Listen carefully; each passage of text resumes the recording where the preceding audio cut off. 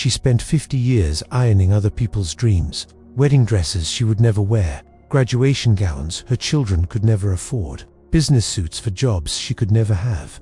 Every perfect crease was a reminder of the life she didn't live. But one evening, her daughter came home with a gown and said 7 words that changed everything. Let me tell you her story. In a busy town where the noise of traffic and the hum of air conditioners filled the streets, there lived an old washerwoman named Margaret. Her hands told the story of her life, rough, cracked, stained from decades of detergent and steam, fingers bent from years of gripping heavy irons, palms marked with small burns that had long become part of her skin.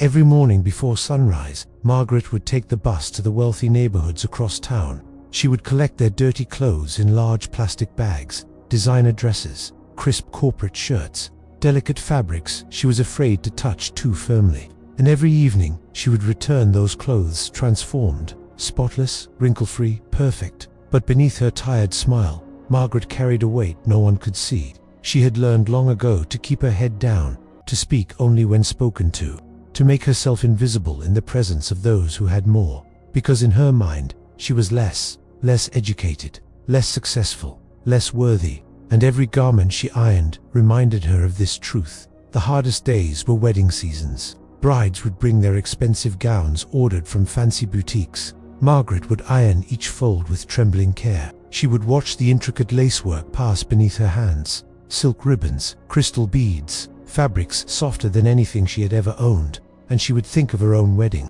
A simple dress from a thrift store, no reception, no photographer, just a quick ceremony at the courthouse, and a husband who left 4 years later, leaving her with 2 young daughters and nothing else. She raised those girls alone, washed clothes until her back ached, ironed until her arms burned, saved every dollar so her daughters could stay in school. Other mothers at the grocery store would talk about their children. This one became a lawyer. That one got promoted. This one bought a new house. Margaret would listen silently.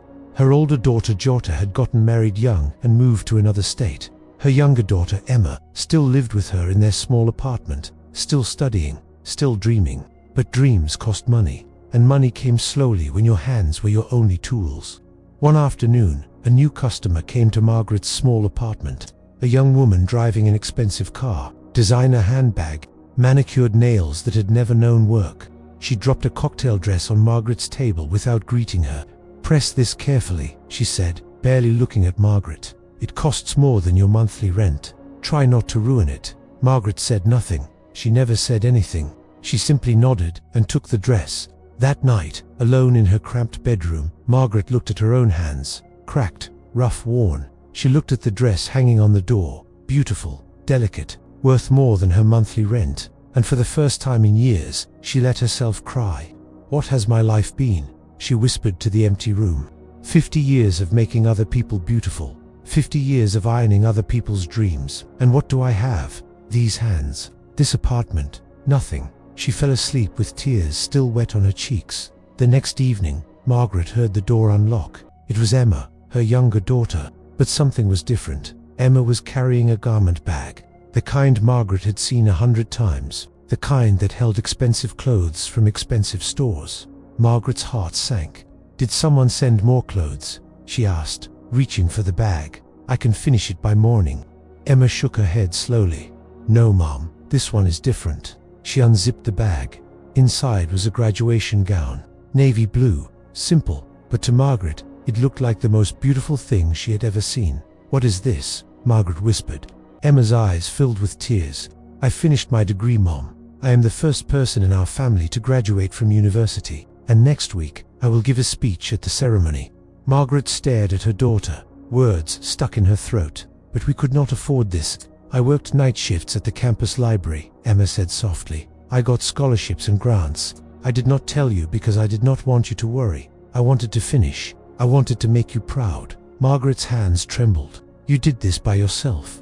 Emma knelt beside her mother and took those rough, cracked hands in her own. "Not by myself, Mom. Never by myself. Every time I wanted to quit, I thought of you, taking the bus before sunrise, working until your hands burned, never complaining, never stopping." She pressed her forehead to her mother's hands. "You ironed other people's dreams so I could live mine. Everything I am is because of these hands." Margaret could not speak. 50 years of silence. 50 years of feeling less than. 50 years of comparing her rough hands to manicured ones. Her small apartment, 2 big houses. Her simple life to glamorous ones. And now her daughter was kneeling before her, crying, thanking her. "I have something else to tell you," Emma said, wiping her tears. She reached into the garment bag and pulled out a folded piece of paper. "This is my graduation speech. I wrote it about you." Margaret's breath caught. "About me. But I have done nothing special. I am just a washerwoman." Emma shook her head firmly. "No, Mum, you are not just anything. You are the woman who chose sacrifice over comfort, who chose my future over your present, who ironed 1,000 dresses so I could wear one." She held up the graduation gown. "And tonight, I need you to iron this one. But this time, Mum, you are not ironing someone else's dream." She placed the gown gently in her mother's hands. "You are ironing your own." That night, Margaret ironed her daughter's graduation gown. But everything felt different. The fabric felt different. The iron felt different. Her hands felt different. For 50 years, she had measured her worth against the clothes she pressed, against the women who wore them, against the lives she imagined behind those fabrics. She had counted other people's blessings and forgotten to count her own. She had compared her beginning to their middle, her struggle to their success, her rough hands to their soft ones. But she had never stopped to see what those rough hands had built. A daughter who worked night shifts and never complained. A daughter who earned scholarships through sheer determination. A daughter who was about to stand on a stage and tell the world about her mother. Margaret realized something that night. She had never been ironing other people's dreams. She had been ironing the path to her own. The graduation day came.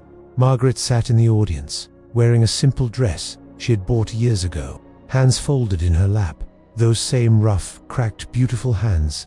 When Emma walked onto the stage, she looked directly at her mother. "My mother is sitting in this audience today," Emma began, her voice steady. "She never went to college. She has never worn a graduation gown. But everything I know about strength, about sacrifice, about never giving up, I learned from watching her iron clothes at midnight." Tears rolled down Margaret's weathered cheeks. She spent her life comparing herself to others, believing she was less, but she was building something none of them could see. She was building me. The audience began to applaud. Margaret did not hear them. She only saw her daughter, standing tall, wearing the gown she had ironed with her own hands. And finally, after 50 years, Margaret understood. You cannot measure your worth by comparing your journey to someone else's destination. Your struggles are not signs of failure. They are seeds. And sometimes, the harvest comes in ways you never imagined. Perhaps you too have spent years feeling less than, comparing your rough hands to soft ones, your small life to big ones. But what if your struggle is building something you cannot yet see? What if your sacrifice is someone else's foundation?